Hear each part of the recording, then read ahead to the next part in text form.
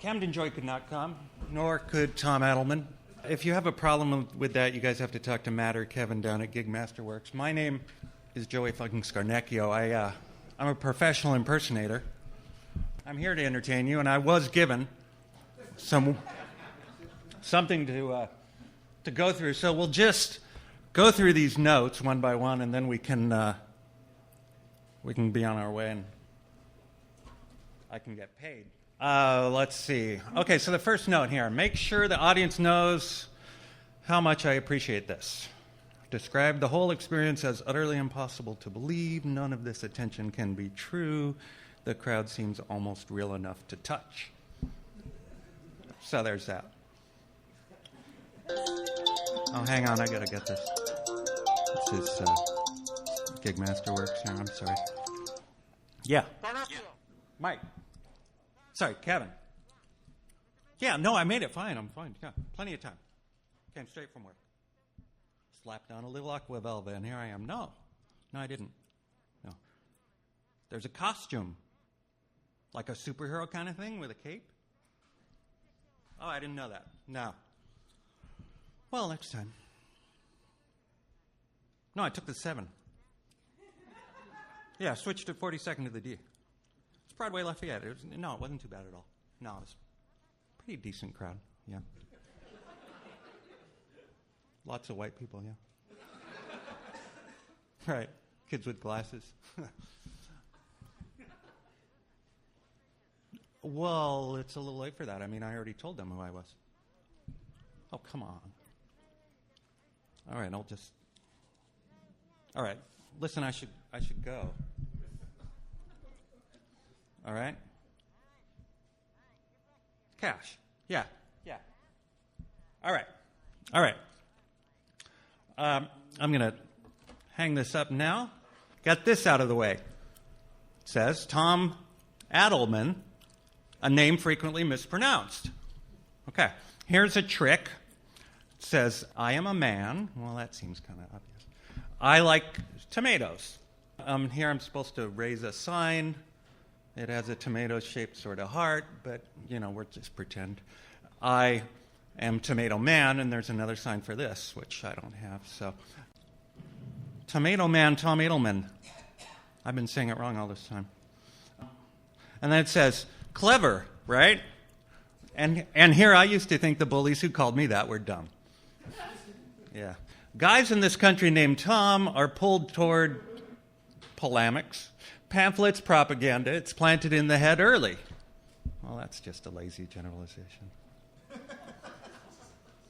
The history of great polemics in America goes back to at least that far to Thomas Paine, Thomas Jefferson. Funny thing is, read Thomas Jefferson now, and he doesn't seem so polemical.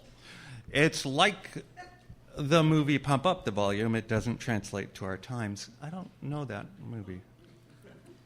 You read Tom Paine, and it's...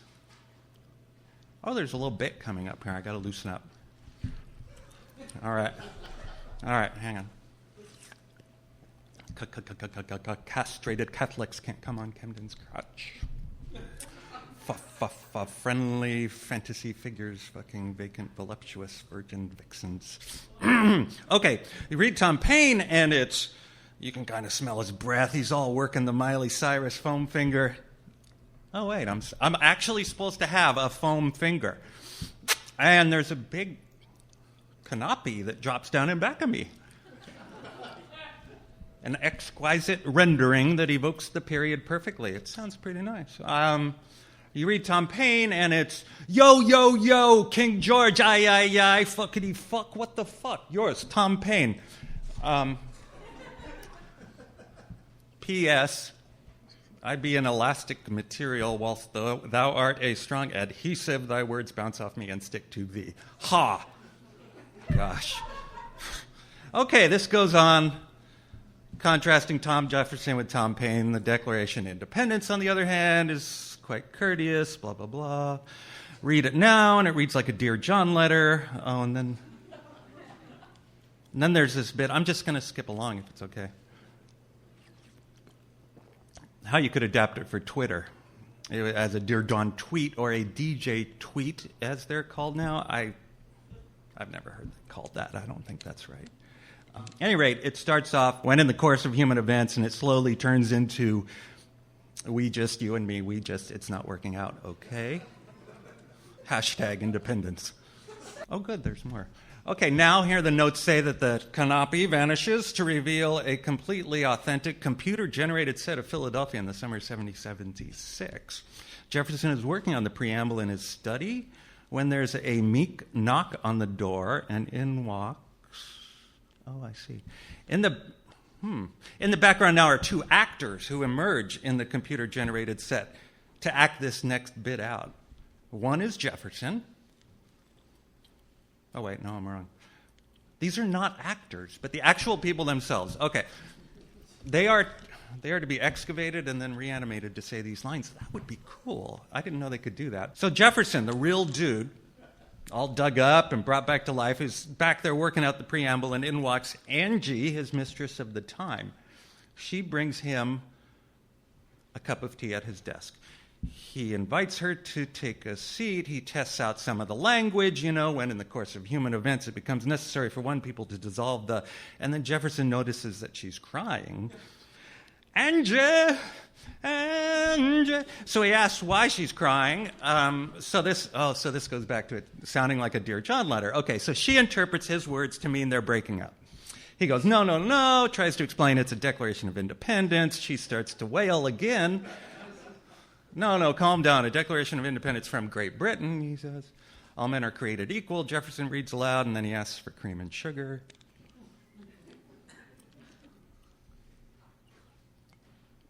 She says her heart was racing. She got so frightened. Her heart was racing faster than a merciless Indian savage trying to outrun self-evident truths. The punchline comes when Jefferson clarifies that he does actually want to break up with her, but that's just not what he was writing. And so he dismisses her, Angie. And there's one last line where Jefferson tells Angie on her way out to send in the slave girl Sally because Jefferson would like to talk to her. Okay, there's like a jump in the notebook. I don't know. Something got out of order. The good news is looks like we're more than halfway done with this. So how do you think it's gone? It's good, right?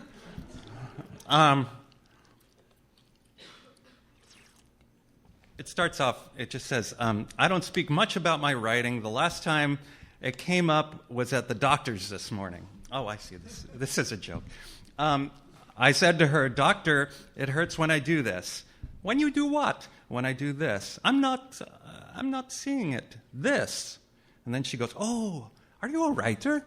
And I think to myself, wow, I'm being recognized right and left these days. So I give it some thought, and I'm like, well, that's a really good question. I mean, I certainly used to be. Yes, I wrote 8 published works. I wrote a national bestseller, which isn't that impressive. It turns out to be a national bestseller, you have to be on the bestseller list of 2 cities the same week, somewhere in the country. Being on the bestseller list in Cincinnati isn't that hard. But I'm going to be completely honest here. Something happened pretty early on where writing and really the entire creation of art began to seem self-indulgent compared to other avenues one has available for changing the world. It stopped being fun. It started to feel like just another exercise in ego. Yes, Mr. Edelman. Mr. Alderman Edelman. Look, it's really very simple. I am a man. I like tomatoes. Look, I ask if you're a writer because what you're presenting to me looks like a textbook case of carpal tunnel syndrome. So I got pills and a padded piece of armature to put on every day, and then I forgot the brace. But I took the pills. That's definitely helping me right about now. Oh, there's a little note in the margin. Make this part funny. I should have read that first. I don't want to be one of these people who says everybody used to suffer through a whole lot more disabilities than carpal tunnel syndrome, but I think of 2 peasants back in the 1300s meeting up after work, making small talk. Wait, there's dialect here, and I usually get more for accents. Okay, whatever. So 2 peasants, the 1300s, meeting up after work, and they're sharing a hot cup of mucus.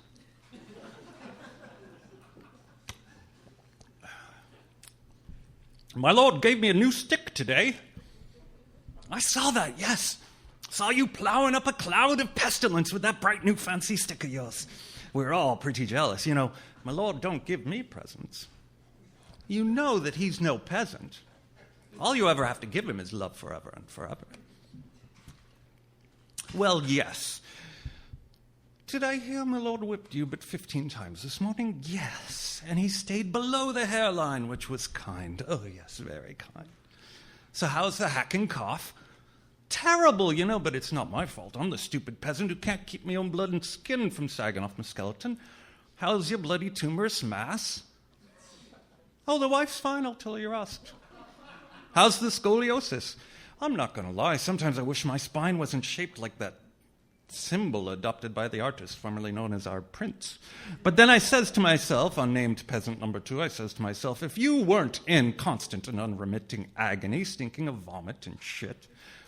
Oh, I know, and you think of the truly needy ones, the ones who have even fewer fingers than we do. They have like this many, whatever that is. Oh, yes, and you, unnamed peasant number 1, you still have one good eye. I mean, you're almost 15 years old. Had 2 ears, too, till yesterday, but it's better this way. Sound goes right in, really helps.